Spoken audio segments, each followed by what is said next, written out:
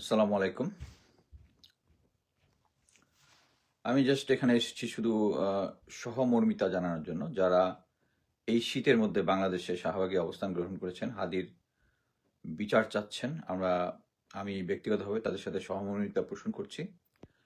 But সাথে কিছু question, কিছু কোশ্চেন আমরা এখন চাচ্ছি যে হাদির বিচার করতে হবে।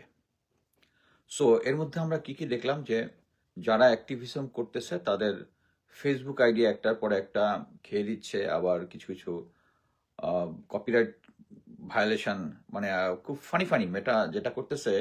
আমি জানি না বাংলাদেশ গভর্নমেন্টের অ্যাকচুয়ালি এখন কিছু একটা, মানে মেয়েটার সাথে একটা অ্যাগ্রিমেন্ট আসা উচিত। সেটা হচ্ছে এর আগে যেটা হয়েছে, আমাদের প্রধান উপদেষ্টা তার অ্যাকাউন্টের মধ্যে অ্যাটাক, চিন্তা করা যায়। তার অ্যাকাউন্টের মধ্যে অ্যাটাক, তার ছবি গায়েব করে দিচ্ছে, হাদি সম্বন্ধে ভিডিও দিয়েছে সেটা গায়েব করে দিয়েছে। মেটার যে ভারতীয় বংশোদ্ভূত যারা আছে তারা সবকিছুর এই নাটের গ্রুপ, এবং এই গ্রুপটা আগে কাজ করতে হচ্ছে আমাদের পলক আর এনটিএমসির জিয়া, খুনি জিয়া, যেটা তার সাথে একসাথে কাজ করতো। এই পার্টিরা এখন কাজ করতেছে হচ্ছে জেনারেল ওয়াকার আর গোয়েন্দা সংস্থাগুলোর সাথে। আপনি একটা জিনিস খুব করে দেখেন যে সবাই অ্যাক্টিভিস্ট যারা আছে সবার উপরে করতেছে, কাদের কাদের উপরে আক্রমণ হচ্ছে না বলেন তো? ওই যে ওয়াকারের পদ বালক, ওদিকে নাজমুস সাকিব, আর কে কে আছে দেখবেন, যেগুলা যেগুলা হয়, মানে সরকারের তোষামোদী করতেছে সরকার, মানে আমি বলতে হচ্ছে ওয়াকার সরকারের তোষামোদী, তাদের অ্যাকাউন্টে কোনো কিছু হচ্ছে না, সব হচ্ছে আমাদের এখানে। আমার নিজের পার্সোনাল লাইফ ভিডিওতে কপিরাইট স্ট্রাইক দিছে। বাট একটা জিনিস আপনারা বুঝবেন যে আমরা কি কাকে ধরতেছি? ফয়সাল হচ্ছে খুনি। ফয়সাল ট্রিগার টিপেছে, তাকে প্রশিক্ষণ দিয়েছে কে? আমরা দেখেছি মেজর সাদেক এবং তার ওয়াইফ, তারা, মেজর সাদেক 198 দিন তার কার্যদেশ যে ইউনিট ছিল, ইউনিট থেকে অ্যাবসেন্ট হয়ে সে এতদিন ধরে সে আওয়ামী লীগকে ট্রেনিং দিয়েছে। এই ট্রেনিং এর ফসল হচ্ছে এটা। সো 198 দিন অ্যাবসেন্ট হয়ে, তো অ্যাবসেন্ট থেকে একটা মিলিটারি অফিসার, একটা সৈনিক 24 ঘন্টা অ্যাবসেন্ট থাকলে এটা ডেইলি রিপোর্টের মধ্যে ব্রিগেড হেডকোয়ার্টারে চলে যায়। মাসে 1 সপ্তাহ হয়ে গেলে এটা মানে ডিভিশন হেডকোয়ার্টারে চলে যায়। ওখান থেকে সরাসরি আর্মি হেডকোয়ার্টারে চলে যায়। আর অফিসারেরটা হচ্ছে ইনস্ট্যান্ট, অফিসারটা ইনস্ট্যান্ট। মেজর সাদেক ট্রেনিং দিয়েছে এদেরকে গন্ডগোল পাকানোর জন্য, এখন গন্ডগোল পাকাচ্ছে, আর আপনারা ধরে দিচ্ছেন হচ্ছে ফয়সল হচ্ছে খুনি। খুনি হচ্ছে মেজর সাদেক আর তার বস জেনারেল ওয়াকার, হাদির খুনি, ফুল স্টপ। এরা এদেরকে প্রশিক্ষণ দিয়েছে। আর আমরা এখন চাচ্ছি হচ্ছে হাদির বিচার। বিচার কে করবে? এখন যে ভারতের যে অ্যাক্টিভিটিস আপনারা দেখতেছেন, যে মেয়েটাতে তারা এমনভাবে সিচুয়েশনটা করেছে যে হাতি একজন টেরোরিস্ট ছিল, ইসলামিক টেরোরিস্ট, এবং সেই অনুযায়ী, এবং এ ব্যাপারে বাংলাদেশের কোনো কিছু কথাবার্তা নেই। আমি এখন পর্যন্ত, হ্যাঁ, সরকার নিজে এখানে অ্যাটাকের শিকার, বাট কথা হচ্ছে এইখানে আগে পলক যেটা সরকারের মাধ্যমে যেটা করতো, সেই সরকারটা হচ্ছে এখন হচ্ছে ইউনূস সরকার। ইউনূস সরকার তো এটা ইচ্ছা করলেই পারে, মেয়েটার সাথে কথা বলতে পারে না যে এই এই সিচুয়েশনটা বাংলাদেশে হচ্ছে। আমি একটা জিনিস, ভালো জিনিস দেখলাম, ওই যে ফ্যাক্ট চেকার কদরুদ্দিন শিশির সবার ইমেল অ্যাড্রেস যেখান থেকে যে সমস্ত জায়গা থেকে স্ট্রাইক দেওয়া হচ্ছে এটা নিয়েছে। আমি মনে করতেছি যে সে কোনো অ্যাক্টিভিটিস করতেছে, তাদের সাথে কন্ট্যাক্ট করতেছে। আহ, অনেকের সাথে কন্ট্যাক্ট আছে, যেমন জুলকারনাইন স্যারের সাথে ফেসবুকে মেয়েটার একটা কানেকশন ছিল। যখন আমরা একসাথে শেখ হাসিনার করতাম, তখন একবার অ্যাকাউন্ট একবার খাইছিল, জুলকারনাইন স্যার আমার হেল্প করছিল, তাকে আমি থ্যাংক ইউ দিয়েছিলাম। ওটা আবার এখন সে স্ক্রিনশট শেয়ার করে, তখন তাকে খুব অ্যাপ্রিসিয়েট করছে। হ্যাঁ, তখন তো তুই ভালো ছিলি, তখন তোর অ্যাপ্রিসিয়েট করবোই। এবং শেখ হাসিনা পতনে তার অবদান আছে, এটা অস্বীকার করার কিছু নেই। বাট এখন এখন Walker is sucking someone's dick and you are sucking Walker's dick, this bloody Indian dogs.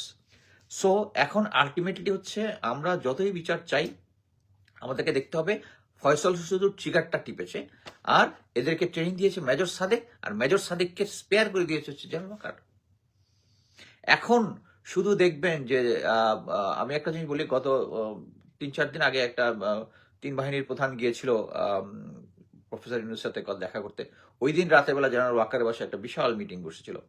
ওই মিটিং এর মাধ্যমেই এই যে এখন আপনারা দেখতেছেন না, এখন আহ, আমাদের জাহাঙ্গীর স্যার থাকবে কি থাকবে না, তারপরে খোদাবক্স রিজাইন অলরেডি দিয়েছে, শুধু এইটুকুই হয়েছে।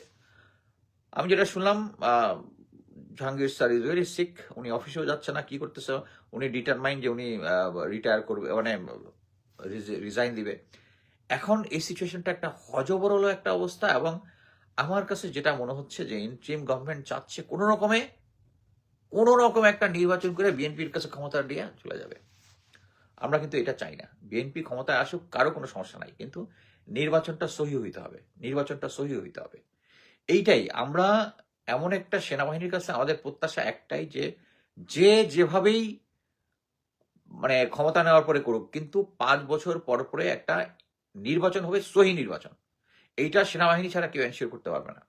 সো আমি ইন্টিমের মতো আমি বলবো না যে ইন্টিমের এখন যে অবস্থা, এবং আমি যেটা মনে করতেছি যে এখন যে হারে পাবলিক ডিমান্ড হচ্ছে জাস্টিসের জন্য, আমার মনে হয় যে আমরা তো দেখলাম ফয়সলের অ্যাকাউন্টে নাকি 127 কোটি টাকা চেক পাওয়া গেছে। কে দিছে এই সমস্ত ইনফরমেশন কিন্তু বেরোচ্ছে না। তখনই জনগণের মধ্যে সন্দেহটা দেখা দিচ্ছে। তা আমি মনে করি যে বিডিআর কমিশনের মতো যেন একটা কমিশন হয়েছিল, এই হাদির খুনি ধরার ব্যাপারে একটা উচ্চ পর্যায়ে কমিশন গঠন করা এখনই উচিত, যারা সমস্ত গোয়েন্দা সংস্থা পুলিশের কার্যক্রম ওভারসি করবে। কারণ ওই যে মানে এখন কি হয়েছে না হয়েছে আমরা সবাই বুঝতেছি যে গোয়েন্দা সংস্থার একটা অংশ আমাদেরকে বিভ্রান্ত করেছে যে সে আগেই ভারতে পালিয়ে গিয়েছে। পরে পুলিশ বের করলো যে না, আসলে তখনও ভারতে পালিয়ে যায়নি, আর জুলকারনাইন স্যার ওদিক দিয়ে বলে দিচ্ছে যে চলে গেছে। এরা সব হচ্ছে গোয়েন্দা সংস্থার পক্ষে কাজ করতেছে। গোয়েন্দা সংস্থা কার অ্যাডভাইজে কাজ করতেছে? ওই যে ওখানে আপা বসে আছে, আপার ইয়াতে কাজ করতেছে। ওই যে 5টা জেনারেল পালায় গেছে না, ওই 5টা জেনারেল এখন ইন্ডিয়াতে অপারেশন অফসুম বানায় অফিস করে। যে আমরা লাস্ট মুহূর্তে দেখলাম না, মেজর জেনারেল কবির, আমার কোর্সমেট, সে পালায় গেল। কেন পালায় গেছে? সে পালায় যায়নি, তাকে জেনারেল ওয়াকার পাঠিয়ে দিয়েছে, কারণ সে এই যে আইসিটি কমিশনের সে সাক্ষী দিয়েছে যে পুলিশের আইজি মামুন যেরকম তার আদেশে পুলিশ গুলি করেছে ছাত্র জনতার দিকে, কবির হচ্ছে সাক্ষী যে উনি, এবং এই সাক্ষ্যনামা ভিডিও এবং অডিও সবকিছু আছে আইসিটি ইয়াতে।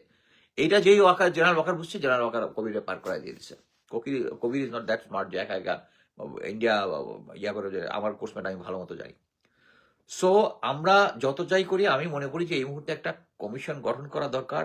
আর জনগণ যেভাবে ফুঁসে উঠতেছে, সেই ফুঁসে ওঠা আমাদেরকে থামানো যাবে না। আর এটার ফাইনাল একদম ক্লিয়ার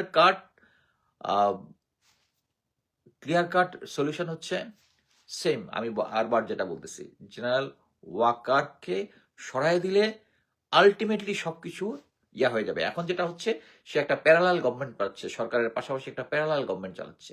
এবং প্রফেসর ইউনূস সরকার যে কতটা দুর্বল, আমি কয়েকদিন আগে শেয়ার করেছি যে আমার যে কি বলে, আমার যে রিটায়ারমেন্ট বেনিফিট, এটা জেনারেল ওয়াকার একটা চিঠি লেখা বন্ধ করে দিছে।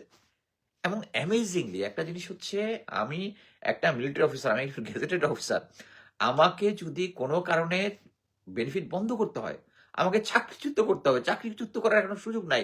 যদি কোনো ডিসিপ্লিনারি অ্যাকশন নিতে হয়, মানে মিলিটারি না, গেজেটেড অফিসারদের জন্য একটা নিয়ম নীতি আছে, একটা কমিটি গঠন করতে হবে, তারা তদন্ত করবে, আমার কাছ থেকে আমাকে শোকজ করবে, আমার বক্তব্যটা শুনবে।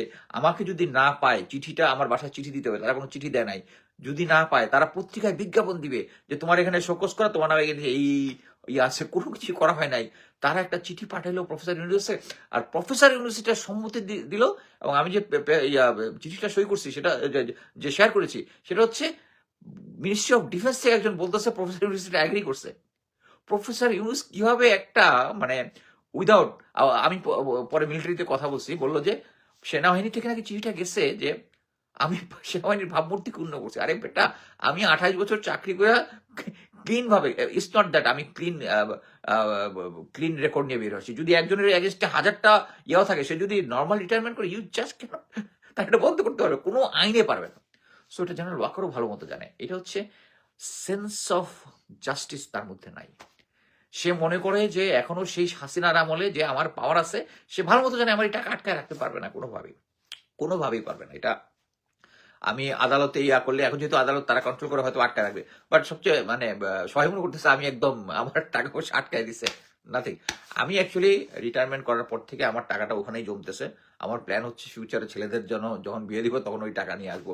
বাট ওই টাকা আমি কোনো ইউজ করতেছি না, লাগতেছে না। আমি ইনশাল্লাহ আমি এবং আমার ওয়াইফ আলহামদুলিল্লাহ আমেরিকাতে আমরা ভালো ইনকাম করি, ভালো ওই টাকা আমার দরকার নাই। বাট হচ্ছে এটা হচ্ছে একটা ডিস্টার্ব করা। জেনারেল ওয়াকার যেটা করার চেষ্টা করতেছে তার কোনো সেন্স অফ জাস্টিস নাই।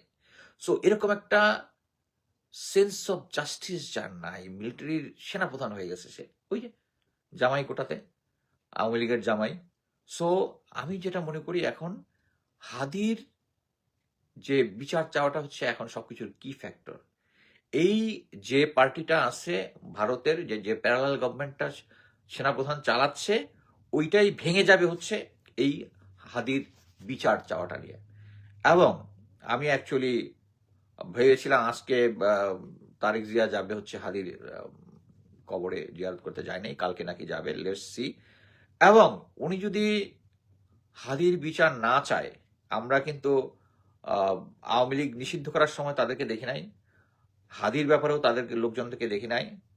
এবং আমি এইটা যদি হয়, আমরা হয়তোবা ফিউচারে যে কি বলে এই যে বিডিআর কমিশনের যে রিপোর্টটা হয়েছে এটার ব্যাপারে তারা সেনাবাহিনীর লোকজন তার দিকে তাকায় আছে। কিন্তু সেনাবাহিনী তাদেরকে এই জেনারেল ওয়াকার ওই ব্রিগেডিয়ার শামসকে পাঠিয়েছিল লন্ডনে, আমি বলছিলাম যে লন্ডনে পাঠিয়েছিল, তার সাথে তখন জুলকারনাইন সাহেবের সাথে একটা কানেকশন করে দিয়েছিল ব্রিগেডিয়ার শামস, যে তারা বিএনপিকে পাওয়ারে নিয়ে আসবে। আমার মনে হয় না সেনাবাহিনী যারা গ্রাউন্ডে কাজ করে তারা ওই সিনিয়রদের এই আদেশটা মানবে। তারা, আমরা চাই একটা সহি ইলেকশন, সেনাবাহিনীর গ্রাসরুট লেভেলে যারা আছে তারা আমাদেরকে সহি ইলেকশন ইনশাল্লাহ দিবে। বাট কথা হচ্ছে এই যে ভারতীয় হেজিমনিটা আমরা এখনো ভাঙতে পারতেছি না। ভারতীয় হেজিমনির এখন পিলার হচ্ছে এই হাদি, এবং হাদি জীবিত হাদি থেকে মৃত হাদি, শহীদ হাদি আমাদের থেকে আরো বেশি স্ট্রং। এবং এইটাই ভারত বুঝতে পেরেছে যে তারা যে হাদিকে মারার মানে মারিয়ে যে আমাদের ভিতরে একটা ভীতি সঞ্চার করতে চাইছে, ভীতি সঞ্চার করতে তারা পারে নাই। সো আমরা এটার বিচার চাই। যদি তারেক জিয়া যদি এই বিচারের জন্য আমাদেরকে স্যাটিসফাইড না করতে পারে, বাংলাদেশের জনগণ এটা ছাড়বে না। এবং আমি মনে করি ফয়সল শুধু ট্রিগারটা টিপেছে, এটার জন্য দায়ী মেজর সাদেক, জেনারেল ওয়াকার। আমরা এই আন্দোলনকে ইনশাল্লাহ যদি হাদির ব্যাপারে কোনো বিচার আমরা না পাই, আমরা ওয়াকারের দিকে হাঁটা ধরবো ইনশাল্লাহ। এই ভারতীয় কুকুরকে সেনাবাহিনী প্রধান রেখে সামনে একটা নির্বাচনও হইতে পারবে না, হাদির বিচার হবে না। সেই সবকিছু প্রতিবন্ধকতা তৈরি করে রাখছে। ইনকালাব জিন্দাবাদ।